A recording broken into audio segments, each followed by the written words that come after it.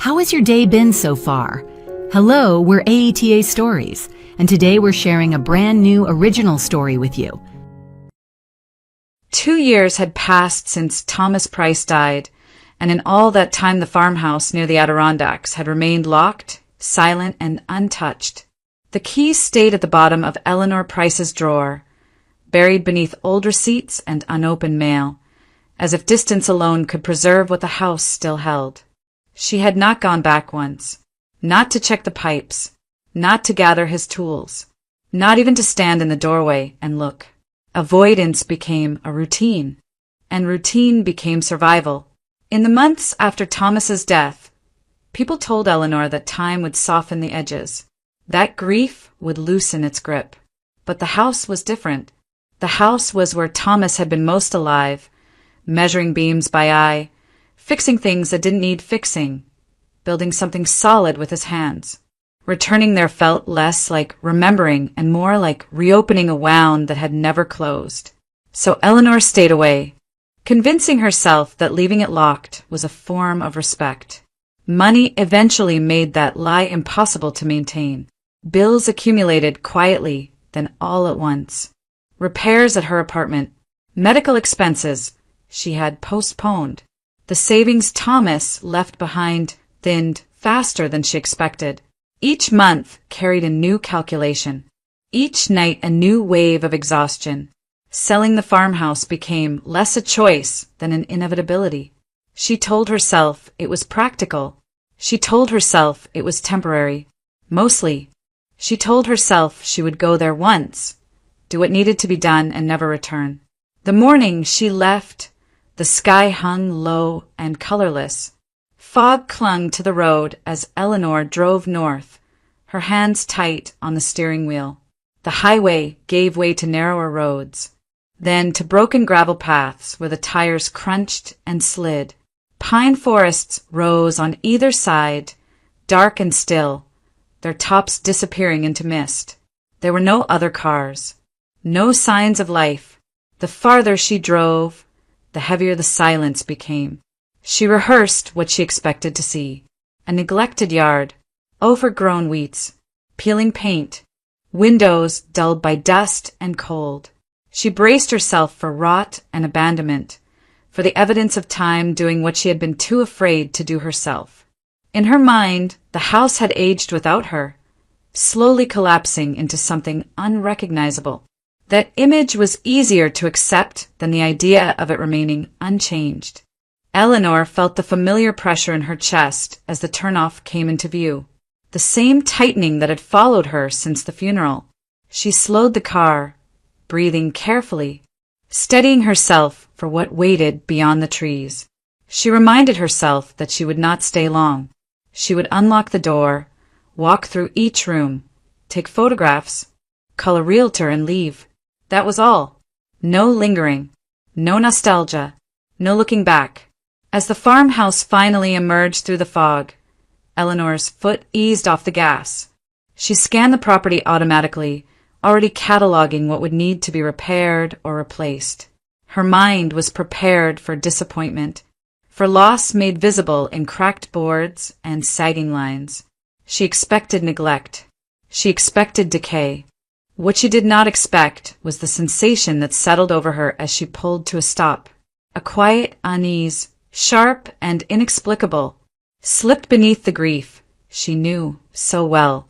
Eleanor remained in the car for a moment longer than necessary, listening to the engine tick as it cooled. The house stood ahead of her, silent and patient, holding something she could not yet name. She whispered nothing. She prayed for nothing. Eleanor opened the door and stepped out, carrying with her the weight of 2 years and the resolve to finish what she had begun. Eleanor reached the gate and stopped so abruptly that the seatbelt pulled tight across her chest. She stared at the fence in front of her, uncertain for a moment whether she was looking at the right property.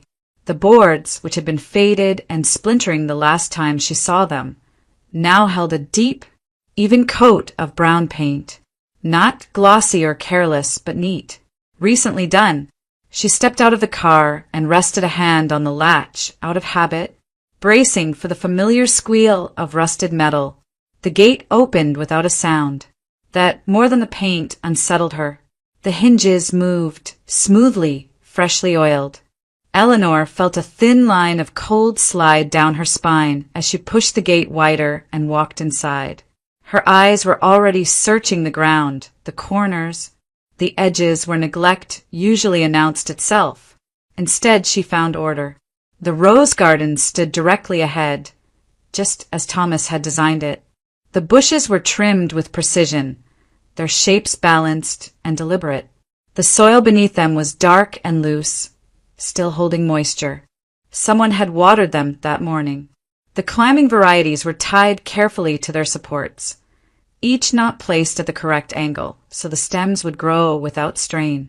Buds had been cut cleanly, not torn or broken, and new blooms opened in quiet defiance of the season. For a long moment, Eleanor could not move. Thomas had loved these roses with a devotion that bordered on obsession. He researched pruning schedules late into the night, argued with gardening forums, and ordered specialized tools he claimed were absolutely necessary. He wrapped the bushes himself every winter, muttering under his breath as he worked, convinced that one missed detail would cost them everything. Eleanor remembered standing at the kitchen window, watching him measure distances between plants with a ruler, convinced he was exaggerating the importance of it all. He used to joke that once he was gone, the roses would follow, that no one else would bother learning their moods, their timing, the exact balance between neglect and care. Eleanor had believed him. She had expected to find dead branches, dry soil, the slow collapse of something that required attention she had never learned to give. Instead, the garden looked better than it ever had. She forced herself to breathe and searched for a rational explanation. The first name that came to mind was Richard Price. Thomas's cousin had been given a spare key years ago, back when Thomas worried about emergencies and liked to believe in family loyalty. Eleanor considered the possibility, turning it over carefully. Richard could have come by, she told herself. He might have checked on the place, kept things from falling apart. The idea unraveled almost immediately. Richard had spent the last year complaining about money, about debts that never seemed to shrink, about a business venture that had collapsed under its own weight. He called often enough to borrow small amounts, always promising to repay them soon. Gardening supplies, fresh paint, time spent tending roses. None of it aligned with the man Eleanor knew. He barely managed his own affairs. He certainly did not devote mornings to maintaining someone else's garden out of kindness. She straightened slowly, her gaze moving beyond the roses. The grass had been cut evenly. The path to the porch was clear of debris. Nothing here suggested abandonment. The property did not look preserved out of respect or nostalgia. It looked lived in, maintained with intention. The thought arrived quietly without drama and settled in her chest with disturbing weight. Someone has been here. Not once. Not briefly. Recently. Repeatedly. Eleanor stood still, listening. The air was damp and cool, carrying the faint scent of soil and pine. There were no voices, no movement, no immediate sign of another person. Yet the feeling would not leave her. The garden, which should have been dying alongside her memories, was thriving. It told a story she did not understand and had not prepared for. She turned back toward the house, unease tightening its grip. The grief she had expected was there, heavy and familiar, but now it was threaded with something sharper, something alert. Eleanor took another step forward, no longer certain what she was walking into, only aware that whatever waited ahead was not what she had come to bury. Eleanor approached the front door with measured steps, her body tense in a way she had not anticipated. She reached for the handle, half expecting resistance, but the lock turned easily beneath her fingers. The door opened inward without protest. The air inside was cool and carried a scent that stopped her immediately. Not dust, not mold. It smelled faintly of pine cleaner and something metallic, oil perhaps. a familiar mechanical note that belonged to Thomas. She stepped inside and closed the door behind her, listening to the soft click as it latched. The entryway looked orderly, too orderly. Against the wall, a pair of men's shoes stood neatly aligned, toes facing forward, placed with care rather than convenience. They were not old work boots, left where someone had kicked them off. They were clean, recently worn, and arranged as if by habit. Eleanor's stomach tightened. She moved farther in, her footsteps light despite the quiet house. The living room was intact, furniture uncovered, pillows fluffed. Nothing appeared disturbed, yet everything felt wrong. This was not the frozen stillness of a place abandoned in grief. It was the calm of a space being used, maintained, lived in. She crossed into the kitchen and stopped short. The refrigerator hummed softly. She opened it and stared at the contents in disbelief. Fresh milk with a recent expiration date, pre-packaged deli meat, vegetables wrapped neatly in clear bags, a carton of eggs nearly full. In the freezer, boxes of frozen meals stacked with casual familiarity. Someone had shopped recently. Someone planned to return. Eleanor closed the refrigerator door slowly, her hand trembling despite her effort to remain steady. Her gaze drifted to the counter. A mug sat near the sink, a faint ring of dried tea clinging to the bottom. It had not been there for weeks. It had not been there when Thomas was alive. The sight of it made her throat tighten, as if the house itself were watching her reaction. This was not vandalism. There were no broken locks, no scattered belongings, no signs of theft, and it was not squatting. Whoever was here had money, time, and a sense of ownership. They treated the house as if it belonged to them. Eleanor backed out of the kitchen and glanced toward the staircase. Her heart was beating faster now, loud enough that she was sure it would give her away if someone were upstairs. She forced herself to breathe and placed a foot on the first step. The wood creaked softly beneath her weight.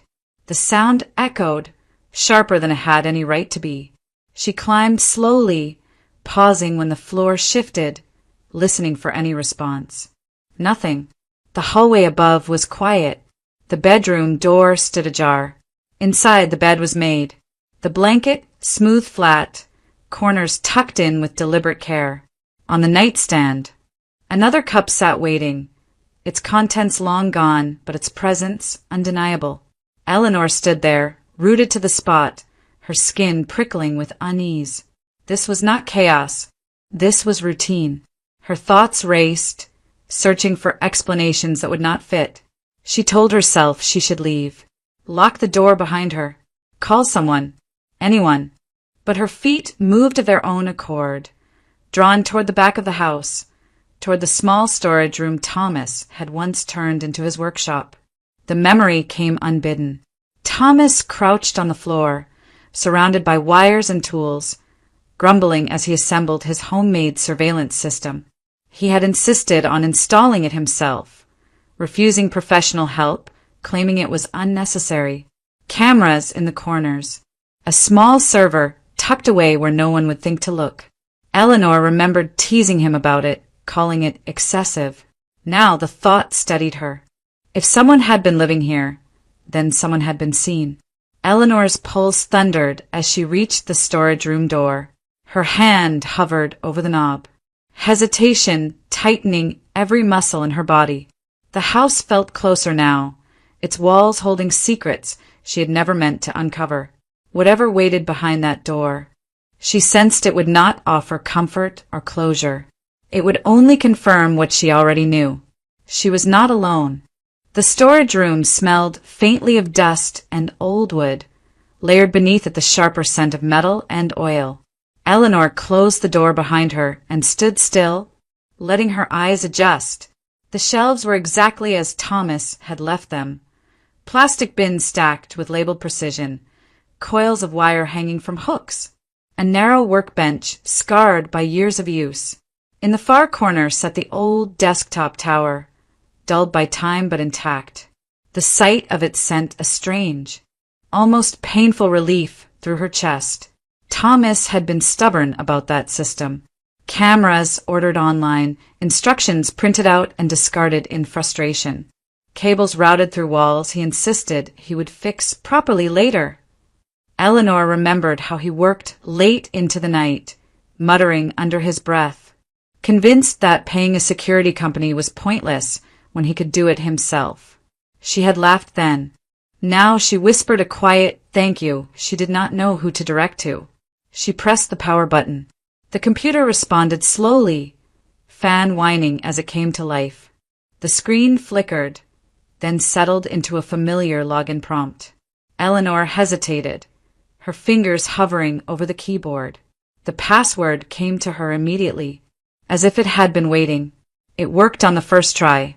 The surveillance software opened after a brief pause. 4 camera windows appeared on the screen, each showing a different angle of the property. The front door, the living room, the yard, the driveway. All of them were empty in the live feed. Eleanor swallowed and reached for the archive controls. Her hand shook slightly as she selected the previous evening. The footage loaded. At 8:47 p.m., the front door camera caught movement. The door opened inward, and a man stepped inside with the unhurried ease of someone returning home. Eleanor leaned closer to the screen. The man wore a plaid shirt she recognized instantly. She had given it to Thomas for his last birthday, choosing the color because it brought out his eyes. The fabric hung the same way it had on her husband's shoulders. Richard Price turned toward the camera. Eleanor gripped the edge of the desk as if the floor had tilted beneath her. There was no mistaking him. The familiar slouch. The careless confidence. He closed the door behind him, kicked off his shoes, and walked deeper into the house without hesitation. Seconds later, the staircase camera showed another figure descending. A woman appeared at the edge of the frame, her hair loose, her posture relaxed. She wore a silk robe Eleanor had seen before, had complimented even. The woman passed close to the camera, and her profile came into full view. Margaret Collins. Eleanor's breath left her in a sharp, silent exhale. Her closest friend, the person who had sat beside her at the funeral, who had held her hand, who had called every week to ask how she was coping. Margaret stepped into the living room and leaned into Richard as if the space belonged to them both. He wrapped an arm around her waist without thinking. She rested her head briefly against his shoulder. They moved with ownership. Eleanor watched as they poured wine into glasses taken from the cabinet she had arranged herself. They settled on the couch, legs intertwined, laughter spilling freely into the room. Richard stretched out comfortably, his feet on the coffee table. Margaret teased him about something Eleanor could not hear yet, flicking his arm playfully. They kissed without urgency, without guilt. This was not secrecy. This was routine. Eleanor's vision blurred, not with tears, but with disbelief. Her mind searched desperately for context that did not exist. A misunderstanding, a coincidence, anything that would soften what she was seeing. Nothing came. Her gaze dropped to the control panel. She noticed the audio icon still muted. Her finger hovered over it. Heart pounding, so hard it seemed to echo in the small room. Part of her wanted to turn away, to preserve what little distance she had left from the truth unfolding on the screen. She clicked the icon. The sound crackled briefly, then settled into clarity. Voices filled the room, familiar, unmistakable. Richard's voice carried casual arrogance, the same tone he used when asking for favors he did not intend to repay. Margaret's laughter followed, light and unguarded. They spoke as if no one could hear them, as if no one ever would. Eleanor felt something shift inside her, a cold, hollow sensation spreading through her chest. This was no longer just trespassing. It was betrayal layered upon betrayal, unfolding in real time inside the house she had been too afraid to return to. She remained frozen before the screen, listening, watching, absorbing every movement, every sound. The room around her seemed to recede, leaving only the glow of the monitor and the quiet, irreversible collapse of everything she thought she knew. The truth had not crept up on her. It had walked through the front door, wearing her husband's shirt. The voices continued, steady and unguarded, as if the house itself were complicit in keeping their secrets. Eleanor stood rigid before the monitor, one hand braced against the desk, the other hovering uselessly at her side. She listened as Margaret spoke, her tone light, almost amused, as though she were recounting an inconvenience rather than a death. Margaret mentioned the medicine first, not by name at once, but by implication. The herbal stuff, she called it, with a soft laugh that made Eleanor's stomach clench. She explained how easy it had been to switch the bottles, how natural remedies raised fewer questions. People trusted plants, trusted tradition. They trusted what came labeled as gentle. Her voice remained calm as she described the choice. Cardiac glycosides, derived from plants, slow-acting and subtle. Not the kind that caused immediate collapse or dramatic symptoms. No sudden spikes on monitors. No obvious traces left behind for routine tests to catch. In the right doses, they mimicked exhaustion, stress, a heart that had simply given up. A perfect cover, Margaret said almost proudly. Natural causes. Who would argue with that? Eleanor felt the words strike her with physical force. Her knees weakened, and she leaned harder against the desk to keep herself upright. On the screen, Richard nodded along, his posture loose, his expression unconcerned. He reached for his glass, swirling the wine as if the conversation bored him. Margaret continued, describing how she had positioned herself as help rather than interference, how she had volunteered to handle the pharmacy pickup when Eleanor was sick, how she reassured Thomas when he complained about the taste, insisting bitterness meant the remedy was working. Her voice carried a familiar warmth, the same tone she had used when comforting Eleanor during those final weeks. Richard laughed quietly and leaned back, confirming what Eleanor already feared. The reason was simple. He said, money. The house. The accounts Thomas had never fully disclosed. Why wait years for inheritance disputes or legal delays when everything could be settled cleanly? Why leave anything to chance? 2 birds, Richard said, lifting his glass. One quiet solution. Eleanor's vision narrowed, the edges of the room dimming as her mind raced backward through memory. Thomas at the kitchen table, grimacing as he swallowed his evening dose, complaining that the pills tasted wrong, bitter, unpleasant in a way they hadn't been before. Eleanor remembered brushing it off, telling him it was probably just a new formulation. She remembered Margaret's reassurance, her practiced confidence, the way she dismissed concern with gentle authority. She remembered the night Thomas woke, drenched in sweat, his heart racing, the way she suggested calling for help, only to be calmed by Margaret's voice over the phone. Let his body adjust, she had said. Natural remedies take time. Eleanor had believed her, trusted her, deferred to her. On the screen, Margaret joked about dosage, about patience. She spoke of timing with clinical detachment, explaining how the symptoms escalated slowly enough to avoid suspicion. Eleanor heard Richard praise her foresight, his words slurred slightly by wine, but unmistakably sincere. The room seemed to tilt. Eleanor's stomach twisted violently. She barely had time to turn away from the desk before the nausea overtook her. She collapsed to her knees, retching until there was nothing left but burning and air. Her body rejected the truth as fiercely as her mind resisted it. When the heaving finally subsided, she remained on the floor, one hand pressed flat against the cold concrete. Grief had lived inside her for 2 years, heavy and suffocating.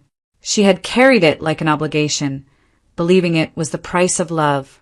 Now it cracked open, spilling something darker in its place. Rage surged where sorrow had once settled, sharp and undeniable. The grief had been quiet. The rage was not. Eleanor pushed herself upright, her movements slow but deliberate. Her hands trembled as she wiped her mouth with the back of her sleeve. On the screen, Richard and Margaret continued talking, unaware that their confessions were being recorded, preserved, catalogued. They spoke of plans, of selling the house cheaply once Eleanor was worn down, of moving on. Eleanor stared at them, memorizing their faces, their gestures, the ease with which they inhabited the space Thomas had built. This was not a misunderstanding, not a betrayal born of desperation. It was calculated, rehearsed, and executed with chilling patience. Something inside Eleanor hardened. The truth had arrived without mercy, stripping away the last illusions she had clung to. The house was no longer just a place of memories. It was evidence, and Eleanor, kneeling in the shadow of Thomas's tools, understood that grief was no longer enough to carry her forward. She rose slowly to her feet, her reflection faintly visible in the darkened screen. The woman looking back at her was not the one who had driven up the gravel road that morning. Whatever had broken inside her had given way to something else, something steadier, colder, and far more dangerous. The confession continued to play, but Eleanor no longer needed to listen. She had heard enough. The shift happened without warning. Eleanor's eyes flicked to the corner of the screen, where the exterior feed ran quietly. Headlights cut through the fog at the edge of the driveway. A familiar sedan rolled to a stop near the gate, its engine idling for a brief moment before shutting off. The timestamp blinked steadily in the corner of the frame. Richard Price stepped out first. Her breath caught. She leaned closer, as if proximity could change what she was seeing. Margaret followed seconds later, adjusting her coat as she moved toward the house with the same unhurried confidence Eleanor had already witnessed. They had not planned to return yet. Not tonight. Then Eleanor saw it, the angle of the camera, the placement of the vehicle. Her car. It sat unmistakably near the porch, visible to anyone approaching the house. A careless mistake. A single oversight that suddenly felt catastrophic. Eleanor's pulse spiked so sharply it made her dizzy. They would see it, if they had not already. She moved instinctively, dragging a flash drive from her pocket and shoving it into the computer's USB port. Her hands shook as she selected files, cupping the footage in frantic bursts. The progress bar crawled forward with agonizing slowness. She glanced back at the screen. Richard and Margaret were at the door now. The handle turned. Voices carried through the house, muffled but unmistakable. Richard's tone sharpened as he spoke. Margaret responded, her voice tight, alert. Eleanor heard footsteps crossing the living room. A pause. Then louder voices. "Someone's been here," Richard said. Eleanor's stomach dropped. The computer chimed softly as the transfer completed. She yanked the flash drive free, barely registering the sound of it clattering against the desk. The voices downstairs grew louder, more urgent. A door slammed. Drawers opened. Eleanor's name echoed once through the house, sharp and searching. They knew. Panic surged, hot and overwhelming, but Eleanor forced herself to move. She backed away from the desk and scanned the room, her gaze landing on the narrow ceiling panel above the shelves. The attic access. Thomas had installed it himself, insisting on easy entry for wiring and maintenance. Eleanor dragged the folding ladder into place, her movements clumsy with fear. Footsteps thundered on the stairs. She climbed fast, scraping her palms as she pushed the panel open and pulled herself into the narrow space above. Dust filled her lungs, making her cough despite her efforts to stay silent. She closed the panel just as the storage room door flew open below her. Richard's voice cut through the house, sharp with anger. "I know you're here." The attic was low and cramped, beams pressing in on either side. Eleanor crawled forward, her knees grinding against rough wood. She reached the small access window Thomas had cut years earlier, never imagining it would serve as an escape. With shaking hands, she forced it open and pulled herself through. Cold air hit her like a slap.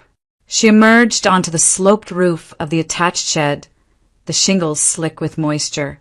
Rain had begun to fall, light at first, then heavier. Eleanor slipped as she tried to stand, her foot skidding sideways.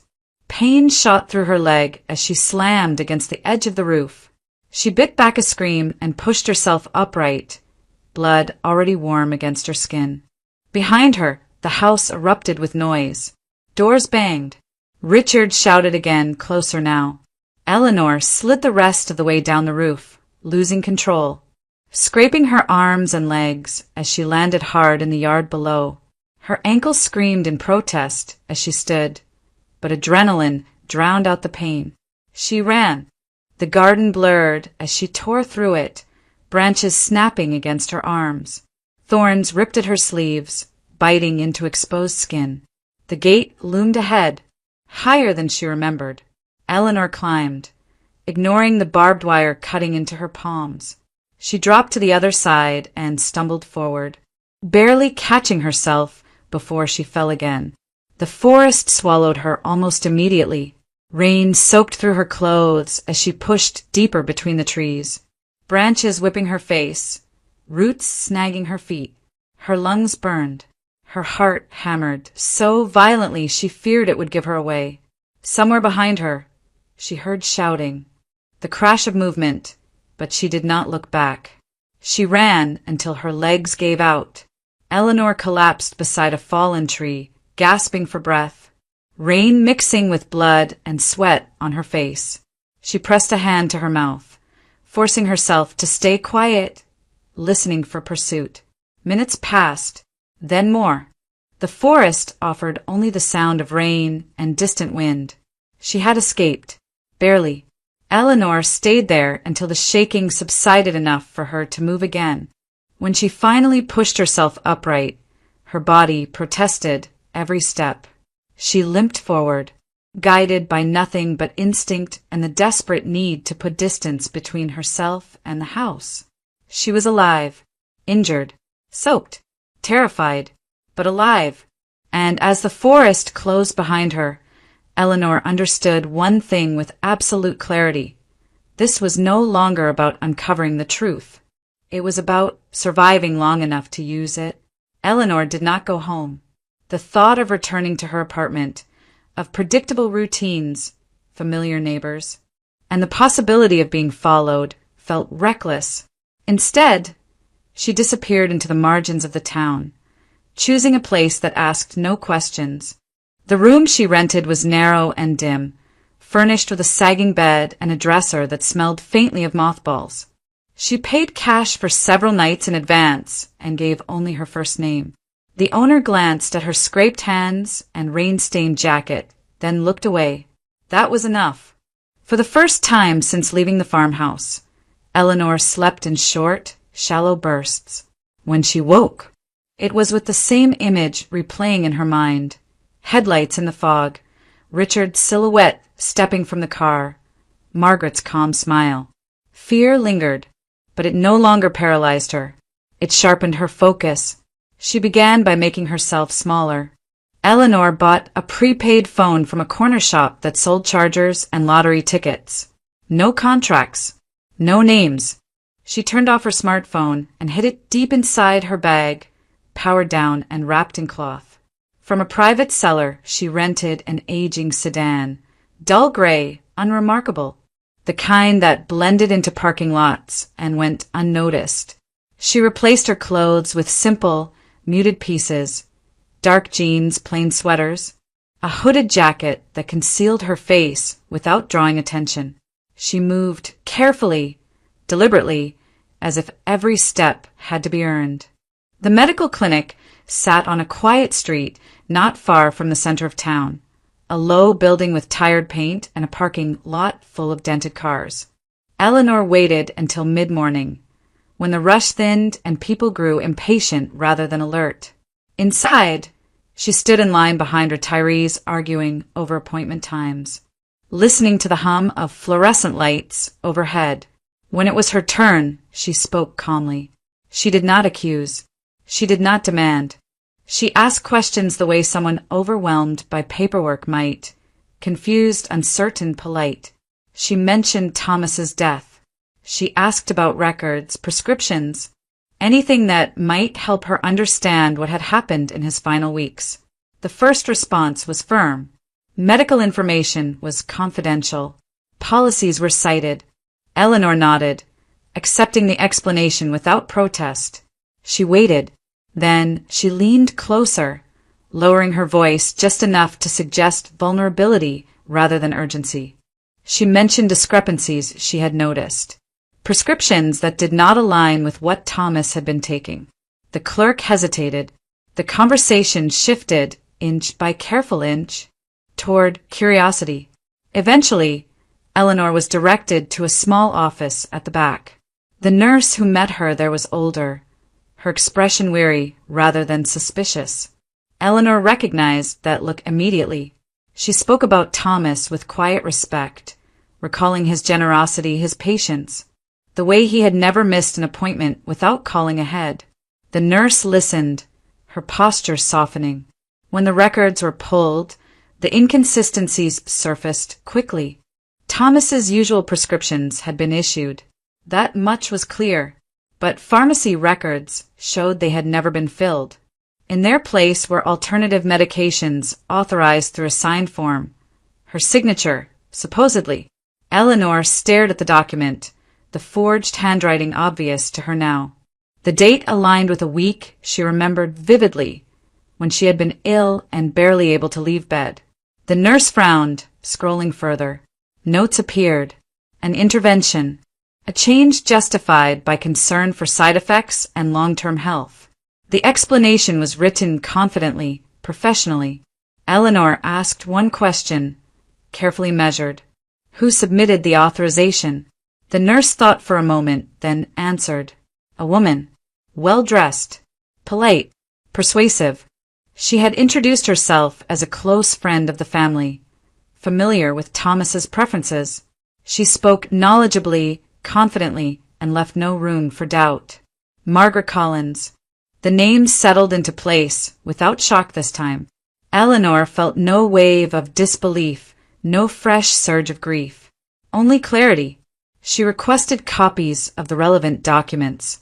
The nurse hesitated, then nodded. The copies were made quietly, slipped into a folder that Eleanor accepted without comment. She thanked the woman sincerely and left the clinic without looking back. In the car, Eleanor sat for a long moment, hands resting lightly on the steering wheel. The evidence lay beside her, tangible and undeniable. She did not call the police. She did not confront anyone. Silence, she understood now, was not weakness. It was leverage. The widow who had arrived at the farmhouse, burdened by grief, no longer existed. In her place sat someone else, measured, patient, and in control. Eleanor started the engine and pulled away, already planning her next move. Eleanor did not return to the farmhouse, not in the way Richard and Margaret expected. Instead, she returned in fragments, in suggestions and silences, in carefully placed signs that hinted at her presence, without ever confirming it. She understood now that confronting them directly would only push them into defense. Fear had to be cultivated slowly, allowed to grow on its own. She began by letting them think she was unraveling. When Margaret called, Eleanor answered once, her voice unsteady, breath uneven. She apologized repeatedly, struggled to explain why she had left the house so abruptly. She spoke in half-finished sentences, mentioned dizziness, panic, confusion. She said she thought she had seen Thomas upstairs, standing by the window. Then she stopped talking altogether, as if embarrassed by her own words. Margaret responded with practiced concern. Richard's voice could be heard in the background, sharp and impatient. Eleanor ended the call abruptly, claiming she felt sick. After that, she went silent. Days passed. Richard left messages that shifted in tone. At first, they were irritated, accusations about irresponsibility. complaints about leaving a car behind. Then the irritation softened into something closer to caution. He asked where she was staying, whether she was safe, whether she had told anyone about what she thought she saw. Eleanor did not respond. The envelope appeared 3 days later. It was placed deliberately inside Eleanor's apartment building mailbox, addressed only with her name. No return address. No stamp. The paper was thick, unmarked. Ordinary in every way except for the words written across the front in red ink. Witness, October 12th. The date Thomas had died. Eleanor never opened it. She did not need to. Its purpose was not information. It was suggestion. She allowed Richard to see it. The next time he called, Eleanor answered on the prepaid phone. Her voice quieter now, subdued. She told him she had found something strange in her mail. She described the envelope vaguely, as if unsure what it meant. She asked if he thought it was some kind of cruel joke. Her voice shook just enough to sound convincing. Richard went silent. Margaret called later that evening. Her voice was strained, no longer warm. She asked detailed questions. What exactly the envelope said, whether Eleanor had opened it, whether she had shown it to anyone.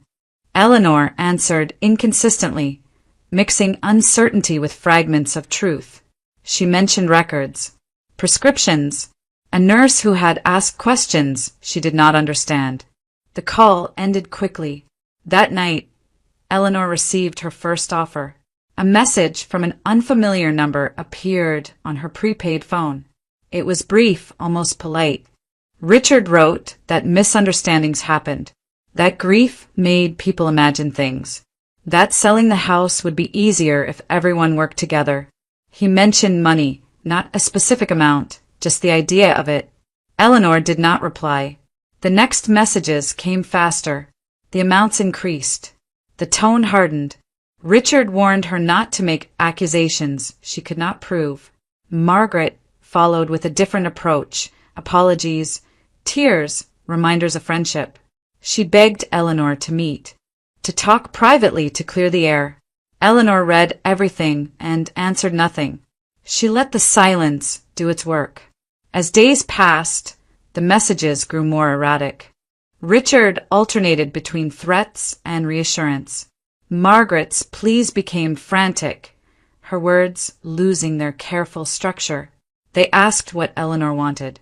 They asked how much it would take to make this go away. Eleanor waited. She did not rush. She did not react. She watched their fear sharpen, watched it turn inward. Paranoia began to shape their behavior. They questioned each other. They searched for hidden cameras. They returned to the farmhouse repeatedly, convinced something or someone was watching them. They were right, but not in the way they imagined. Eleanor sat alone in her rented room, the folder of documents resting beside her, the prepaid phone face down on the table. She listened to the rain against the window and measured each breath carefully. This was no longer about exposure. It was about control. She had placed the bait. Now she waited for them to step fully into the trap. Eleanor returned to the farmhouse after nightfall. She did not drive up the main road or approach the front gate. Thomas had shown her years ago a narrow service path that cut through the trees behind the property, originally used during construction. It led to a small, half-hidden access beneath the old shed, a crawl space he had reinforced himself. Eleanor parked the rental car well away from the property and walked the remaining distance on foot, moving slowly, deliberately, listening to every sound. The house was dark when she entered. Inside, nothing had changed since her escape. The air still carried the faint mix of cleaner and metal. Eleanor moved without turning on the lights, navigating by memory alone. Thomas's habits had shaped the house, and she knew its rhythms as well as he once had. She reached the storage room and opened the concealed panel behind the shelving unit. The old phone Thomas used to control the system lay exactly where she remembered. She powered it on. The smart home interface loaded quietly. Cameras came online first: front yard, driveway, living room, basement, kitchen, hallway. Every angle active. Every microphone live. Eleanor checked the timestamps, then activated the recording sequence she had configured earlier. This time, the footage would not be stored locally alone. It would stream. She moved to the narrow space beneath the stairs and waited. Headlights appeared on the exterior feed just before 11 p.m. The familiar sedan rolled into the driveway, stopping crookedly this time, as if precision no longer mattered. Richard stepped out first, his movements sharp, impatient. Margaret followed, her posture tense, eyes darting toward the windows. They entered the house without ceremony. Richard flipped on the lights, flooding the living room in harsh brightness. He moved quickly now, opening cabinets, checking behind furniture, pulling open drawers with increasing force. Margaret hovered close, wringing her hands, whispering urgently. "They said it was here," Richard snapped. "Somewhere." Margaret glanced toward the ceiling, then toward the hallway. "What if she's watching?" Richard scoffed, but the sound lacked conviction. Eleanor waited until they reached the basement. With a single tap on the screen, she cut the lights. Darkness swallowed the house instantly. Margaret screamed, the sound sharp and uncontrolled. Richard cursed loudly, his voice echoing off the walls as he fumbled for his phone. Before the flashlight could activate, Eleanor engaged the locks. A mechanical click rolled through the house, followed by the heavy descent of the exterior shutters. Metal met frame with a hollow, final sound. The house sealed itself. From the ceiling speakers, music crackled to life. Not music at first, static. Then a familiar radio, Tone Thomas, used to play while working. It shifted smoothly into an old recording of his voice. "Don't forget to water the roses," Thomas said. Casual and warm. "They won't last without it." Margaret collapsed to her knees. Richard froze, his breathing suddenly loud in the darkness. "That's not him," he muttered. "That's not real."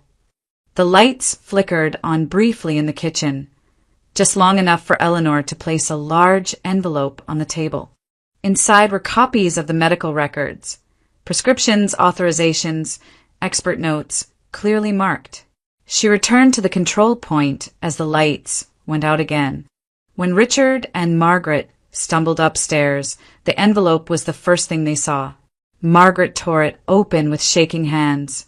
She read the first page, then the second, her face draining of color. A broken sob escaped her throat as she slid down the wall, papers spilling across the floor. "She knows," Margaret whispered. "She knows everything." Richard grabbed the documents, scanning them frantically. "These are copies," he said, his voice cracking. "This isn't. This can't be." The speakers came alive again. "This is a live feed," Eleanor's voice said calmly. "Every word you say is being recorded." Richard spun in place, searching for the source. His eyes landed on the small camera mounted high in the corner of the ceiling, its indicator light blinking steadily. "No," he breathed. On the screen in the basement, Eleanor watched as panic finally overtook control. Richard shouted, demanded answers, cursed Margaret for talking too much. Margaret screamed back, blaming him, unraveling under pressure. Accusations spilled freely now, about money, about planning, about how easily it had all been done. Eleanor said nothing. She let them speak. Minutes passed. Confessions layered over each other, careless and complete. Richard admitted the motive without restraint. Margaret admitted the method. Neither noticed the timestamp ticking forward, nor the silent confirmation that the stream was being received elsewhere. The sound of sirens cut through the night. Margaret heard it first. Her head snapped toward the windows as blue and red light flickered faintly through the sealed shutters. She began to sob openly. Richard backed toward the door, testing the handle once, then again, harder this time. It did not move. The shutters lifted slowly as Eleanor released them. Outside, patrol cars filled the driveway, lights reflecting off the house Thomas had built. Officers moved quickly, efficiently, weapons lowered but ready. The front door opened. "Police," a voice commanded. "Hands where we can see them." Richard's shoulders slumped. The fight drained out of him all at once. Margaret did not resist at all. She simply let herself be led forward. Eyes unfocused, makeup streaked with tears. Eleanor stepped out from beneath the stairs and into the light. Neither of them spoke when they saw her. The house fell silent again, its purpose fulfilled. The months that followed unfolded with a steadiness that surprised Eleanor. There was no sudden collapse into chaos, no sensational spectacle. The investigation moved forward methodically, anchored by evidence that left little room for interpretation. The surveillance recordings, the live feed, the medical documentation, and the testimony from the clinic formed a clear sequence of intent and action. Experts confirmed the cause of death, explaining the slow-acting effects of the substances involved and why routine examinations had failed to detect them at the time. In court, Richard tried first to deny everything, then to redirect blame. When that failed, he shifted again, grasping at explanations that unraveled under questioning. Margaret's composure disintegrated faster. She spoke in fragments, contradicted herself, then finally broke down, admitting her role in altering the medication and manipulating access. The judge listened without interruption, the courtroom quiet except for the steady rhythm of procedure. The sentences were firm and measured. No raised voices, no dramatic declarations, just the reading of facts and consequences, delivered with calm finality. Eleanor sat through it all without expression, hands folded in her lap, listening as a chapter of her life closed not with vengeance, but with resolution. When it was over, she returned to the farmhouse one last time. The house felt different now, emptied not only of people but of weight. Eleanor hired a small crew and watched as furniture was carried out piece by piece. The couch where laughter had echoed, the table where wine had been poured, the bed that had been occupied without permission. Everything connected to the crime was removed. Walls were stripped and repainted. Curtains were taken down. The air slowly lost its stale, tainted quality. Only the rose garden remained untouched. The bushes stood quietly along the path, pruned back for the season, alive and waiting. Eleanor knelt in the soil one afternoon, pressing her fingers into the earth, and felt no bitterness there. The roses had survived neglect, manipulation, and time. They had endured without knowing why. In Thomas's old notebooks, Eleanor found a single line written years earlier, almost as an afterthought. "If the house is ever empty, let it be useful to someone who needs it." That was all. Through distant relatives, she found a woman raising 2 young children alone, struggling to afford space and stability. Eleanor offered the house without conditions. No rent, no repayment, just care. The keys changed hands quietly without ceremony. Within weeks, the house filled with new sounds. Children's voices, footsteps running down the hallway, music playing in the kitchen. The routines of ordinary life returned, not as an intrusion, but as a healing presence. Eleanor visited occasionally, sitting in the garden while the children played, watching the roses bloom again under new hands. She felt something settle inside her then, not happiness, exactly, and not relief. It was peace, the kind that arrives after fear has exhausted itself. The truth had not come quickly. It had waited. It had demanded patience, restraint, and silence. But when it arrived, it did not need to announce itself loudly. It simply stood undeniable. Eleanor understood now that what Thomas had left her was not property or money. It was the strength to endure long enough to see the truth through, the ability to wait without surrendering, to act without becoming what she opposed. Justice does not always roar. Sometimes it watches, it waits, and when it arrives, it does so quietly, leaving space for life to return. If you've ever experienced a moment where truth took time, where silence felt heavier than speaking, but mattered in the end, your story belongs here too.